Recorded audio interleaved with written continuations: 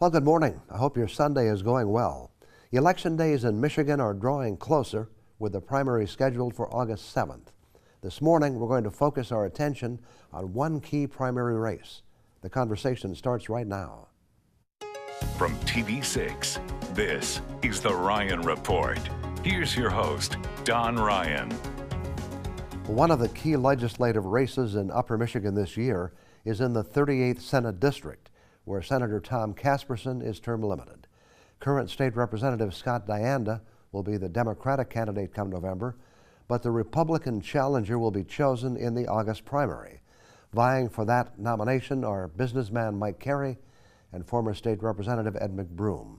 So that you can get to know both of those candidates, we've invited them to appear here separately. This morning, our guest is Mike Carey. Mike, welcome to the Ryan Report. Thank you, Don. I appreciate you having me. Nice to have you with us. And I'm going to point out for our audience that I'm on the tail end of something and my voice might disappear, or I may wind up with a terrible coughing spell, but we'll do our best to get through this. I noticed that you were born, Mike, in Channing, Michigan. You know, a lot of us just travel through Channing. We see a couple of buildings on the highway, but it's really a nice little community, isn't it? It's a beautiful little community, and it's one of those typical Yooper communities that are 300 to 500 people, and my family has deep roots there. We sixth generation Yooper, kids are 7th, grandkids are 8th, and my dad's side of the family moved to the Upper Peninsula in the middle 1800s to the Channing, Sagola, Randville area and established one of the first, if not the very first logging camp in the UP. And my mom's side actually travels farther back, coming in the late 1700s with the Canadian fur trappers from Red Bank, Nova Scotia. So we all settled in that Channing, Sagola, Randville area, and my dad operated the Channing Dairy, one of the mink ranches. My dad had the Carey Logging before my cousin that has it now, Ford River Potato Farm. So we've got deep roots in that area. Okay. You talk a lot in your campaign about UP culture, and obviously that's where it begins, right? It does. I have a real passion to put a halt to Yooper flight, the exodus of our youth and young families from having to leave the Upper Peninsula to find employment. And our UP culture, in business we have the SWOT analysis, strengths, weakness, opportunities, and threats. And one of my passions to stop that halt is how do we develop an economy in the UP that doesn't ruin everything we love about this place? And our strengths are our rural family culture, the small Yooper culture that is the very bedrock of society. And our weakness is our voice. There's 300,000 people in the Upper Peninsula, 200,000 registered voters, and only 100,000 of us vote. That's 1% of the Michigan vote comes from the Upper Peninsula. We're virtually silent. Our opportunities are really endless. We are resource rich. Everything we need to succeed exists right here in our backyard. There's no other state in the union other than perhaps Alaska that is resource rich or diverse as we are. And then our threats, auto insurance, our insurance mandates, our energy bills, both stopping companies from coming into the Upper Peninsula and bleeding the rest of us of cash, as well as opioids and mental health. So I want to focus on our SWOT analysis, develop an economy that preserves and protects everything we love about this place and providing us opportunities that provide value to what we believe in. We'll get back to all those issues as we go through our conversation. A little more about your background. You went to Gogebic Community College Yes. to begin with? Okay. Yep. So I went to construction management up at Gogebic. I got a lot of skiing in during those days. That was the late 70s, early 80s. During the Carter administration, 18 to 21% interest rates. So it was the absolute wrong time to come out of college in the construction industry. So I went right back in, went down to Grand Rapids to Jordan College, where I got another degree in alternative energy resource management, solar, wind, geothermal, hydro, that sort of thing. Came out of college, I was appointed to the Michigan Alternative Energy Board, where we were tasked with a $1 million grant to develop the wood pellet industry in the UP. And for the past 35 years, I've been signing the front side of the paycheck. I know how to read an income statement and balance sheet. I know how to manage a budget and cut a budget. And I'm the first one to go without a payroll when times get tough. Tell us about your company. What kind of construction do you do? Two companies, Carey Contracting and a disaster restoration company. So two companies, and I have two boys, one taking over each company. So the construction side is residential and light commercial.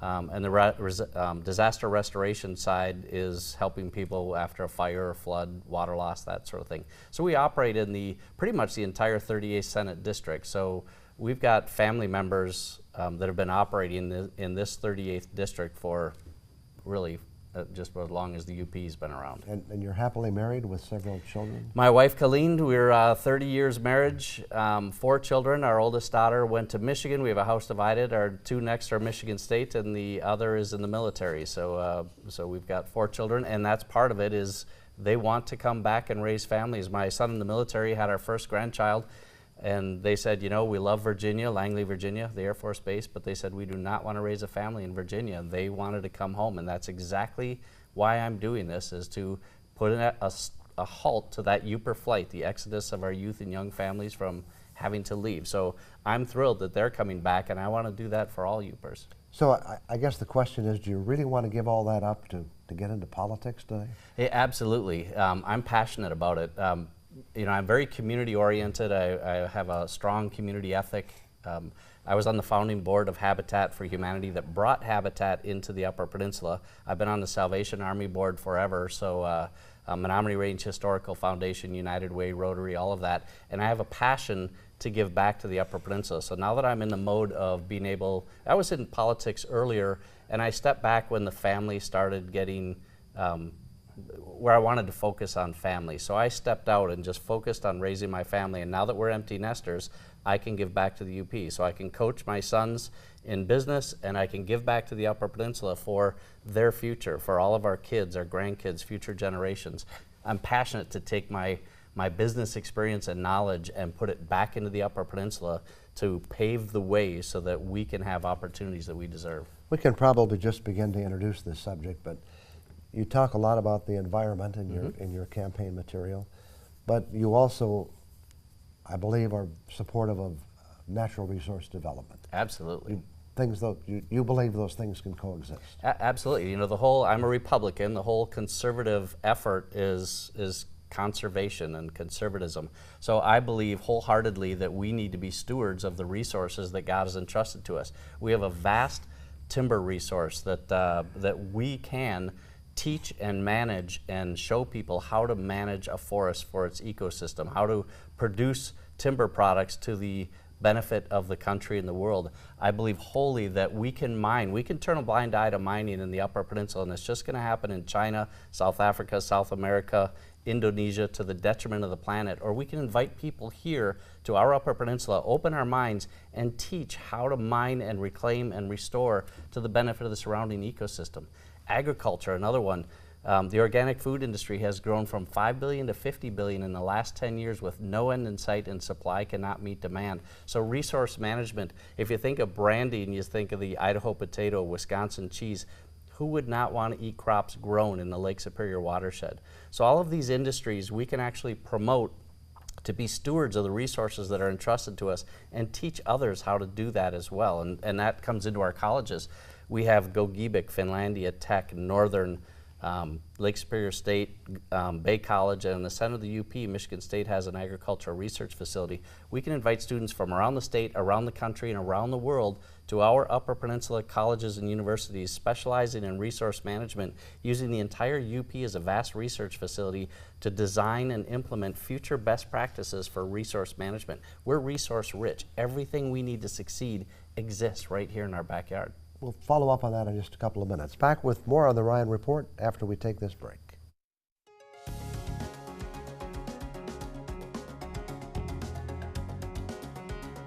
Our guest this morning is Mike Carey. Mike is a Republican candidate for the 38th District Senate seat. Before we left, we were talking about mining, and mining can be a controversial issue in the Upper Peninsula. Some cases it's very strongly supported, other cases not. A couple of specific cases, the possibility the Empire Mine could reopen. Are you familiar with that situation? Yes, yep. Are you supportive of that idea? I am. Mining is who we are. That's who Upers are. Mining, logging, and farming is pretty much our culture. Just because mining has been done a certain way for the past 100, 150 years does not mean that's how we have to do it moving forward. And I'm very pro-mining to design and implement best practices moving forward that we can mine to the benefit of the ecosystem, where we can mine and reclaim and restore. The Eagle Mine north of Marquette puts out of its water treatment plant a mercury level of 0.003 parts per million, and the rain and snow that comes down upon our Great Lakes and freshwater lakes and streams has a level of 13. So by us turning a blind eye to it and letting it happen in other parts of the world to the detriment of the planet is not doing anybody any good. Instead, let's open our minds. Let's teach how to do it properly. Let's design and implement best practices for the future, for the next 100 years, how to do it properly. And we have the resources, the educational resources to do that. There are a couple of other projects in the district you hope to represent. The Back 40 project in Menominee County is quite controversial. That's very controversial, and part of what I want to do is I'm anxious to get in there and write policy for the future of Upper Peninsula mining so that we can avoid things like the Menominee, what they're going through, all the controversy. I'm all for mining so long as it's done properly, so long as it's done correctly. And I truly believe we can do that going forward. We can design it. For instance, right now, if they come into mine, it's kind of pretty much a checklist that they've met this criteria. I would prefer that we find the mine site once it's found, and then we write the criteria that this is what we need to do to mine and reclaim and restore to the benefit of the surrounding ecosystem. And there it is. If you meet those protocols, it's all yours. If you can't meet those protocols, we need to step back and design systems until we can. That's why I'd like to see future UP mining. And I believe you've said we're not making full use of our forest resources here as well. Very much so. We harvest 1% of the merchantable timber available to us in the Upper Peninsula. California, as liberal as they are, has set a market cap of 4%. So we have tremendous upscale potential. Right now, the the vast majority of our timber products go to Verso in Quinnipiac and Escanaba. And that is the coated paper industry, and that industry has been declining at a rate of 5% per year. And I'm just kind of afraid that we're going to be sitting idle by. Instead, Tim Cook recently got back with Apple from Finland, where they have 1 million acres under management because Apple wants to make sure that all of their packaging products comes from a sustainable, renewable, managed resource. That should be us. We are stewards. And the packaging industry, Amazon, if you've gotten a box from Amazon lately, it's a box within a box within a box. Right. You know, that is the future growth industry, and we have the potential. I also carry around, I didn't bring it today, but boxed water.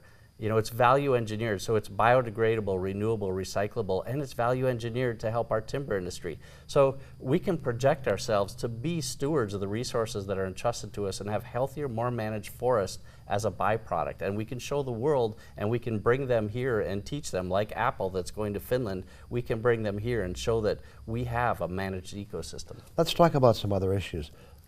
One of the issues I've asked existing office holders about is school safety. Do you feel we've given this a high enough priority? I don't know about a high enough priority, but I know in the Upper Peninsula we're different than the state. I'm very opposed to just a blanket approach to covering everything. In the Upper Peninsula, we could have a school that is 3 minutes from an emergency response, and we could have a school that's an hour away. So every school system is different and should be analyzed differently. And rather than doing a blanket approach of this is what should be done, I would prefer putting those individual schools and superintendents at the lead to say this is what we need to make our system safe. One school, an ISD for instance, so they talk about locking doors. Every door in the building is open. They're overhead doors, they're tech centers. So every school presents a difficulty. Another one has a locked school system, a closed campus, but yet all of their playground equipment, everybody's outside. So each school is different, and I think we need to address it in that method to give them the tools and the resources to design their own system as to what's going to work best for their district. Okay. Other issues to talk about, we'll get to those in just a couple of minutes. Back with more on the Ryan Report 2 minutes from now.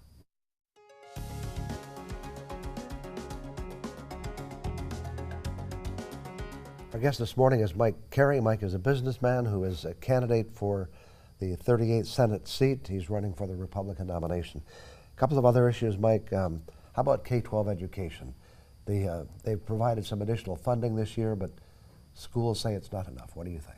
I don't believe it's enough either, but you know, my dream goal, there's communities like Baraga County, Gogebic County that are so heavily with the land of the conservancies or state or federal forests that are not getting the taxes that they need to operate their schools.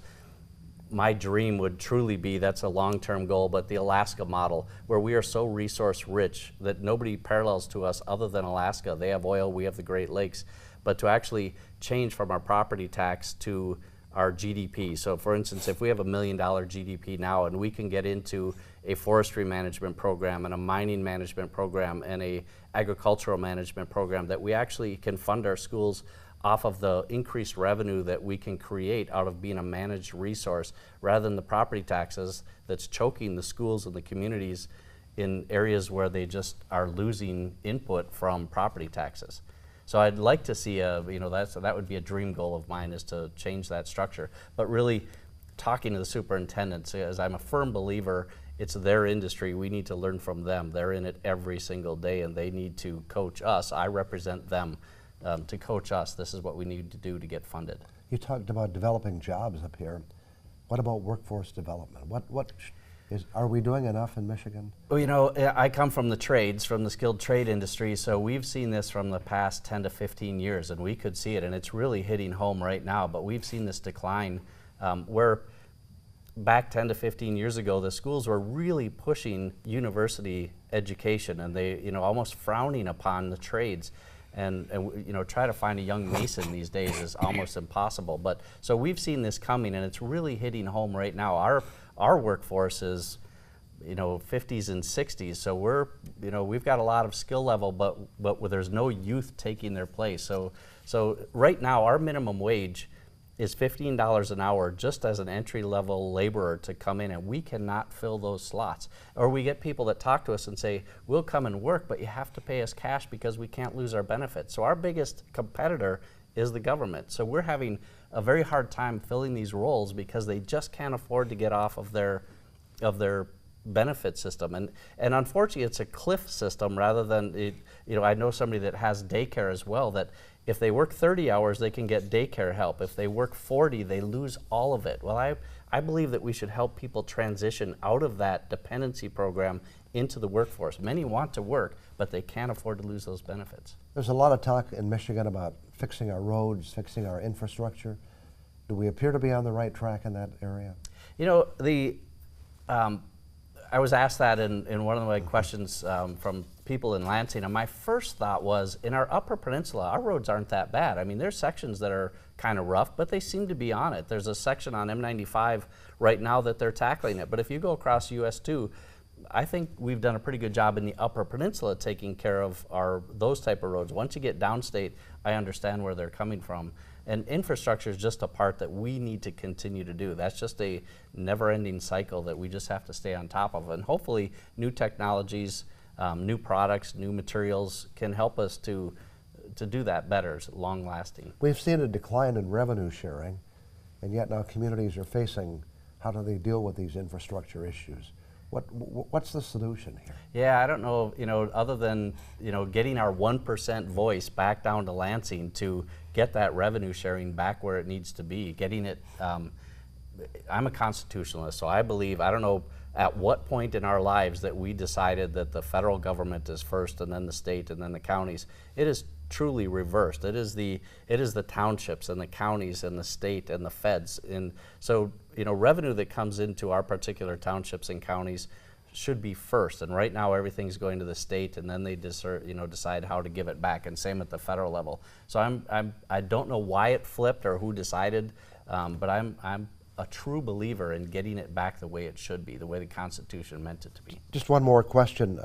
One issue that hasn't been resolved in Lansing is auto insurance reform. Do you have a plan for that? Number one, every time I'm asked this, I cannot believe it has gone on this long. I really cannot fathom how it has not changed to date. Even the last time it was up for election, and some of our UP politicians voted against it, saying it's just not quite right. I cannot believe that. What is it that's happening in Lansing? And I have my suspect that as I fundraise, we are getting funding from Joe Blow individual, whereas these seasoned politicians, it's all special interests. So I truly believe they are answering to special interests and not to the people. And that's the benefit of myself and my age. I've climbed my corporate ladder. I don't have a ladder to climb. I've got a shelf life. So I'm going in it for the benefit of the people of the UP in both auto insurance, energy prices, whereas these others, I truly believe they have more steps to climb, and they're answering the call to special interests rather than to us. Well, you have a big day coming up on August 7th. Thanks for coming in this morning and giving us an opportunity for people to get to know you. Thank you, Don, for having me. I sincerely appreciate it. I'll be back with some other thoughts for you in just a minute.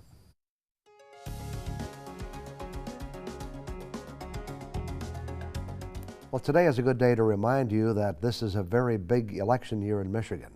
You might say that every important seat is up for grabs. It starts at the top with the governor, who's term limited, and also includes every seat in the Michigan legislature, all 148 of them. The election dates, if you want to get them on your calendar, are August 7th for the primary and November 6th for the general election. That sounds like a way off, but it will be here before we know it. This morning, let's focus on that primary that's less than 2 months away. One of those races relates to our guest this morning, as Mike Carey and Ed McBroom are hoping to earn your vote so they can square off against Scott Dianda in November for the 38th Senate seat, which will be open because of term limits. We'll talk with Ed McBroom next week. Scott Dianda is also term limited, which means the 110th House seat, which includes most of the western Upper Peninsula, is an open seat. There are 4 Republicans vying for that nomination and the right to face the lone Democratic candidate, Ken Summers, in November. There are also some big contests at the top of the ticket. In the race to replace Rick Snyder, there are several Republicans and Democrats hoping to win that nomination. In the U.S. Senate, incumbent Democrat Debbie Stabenow is seeking re-election, and her opponent will be determined in the primary. There are 2 Republicans, John James and Sandy Pensler, hoping to be on the ballot to replace her. So get August 7th on your calendar, and remember you can only vote in one party's primary.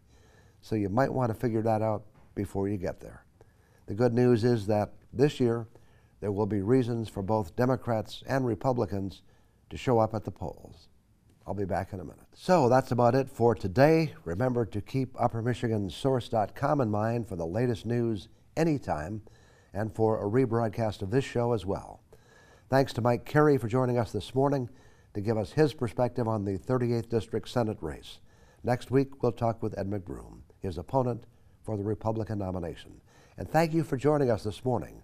I hope you have a great day and can join us again next Sunday morning.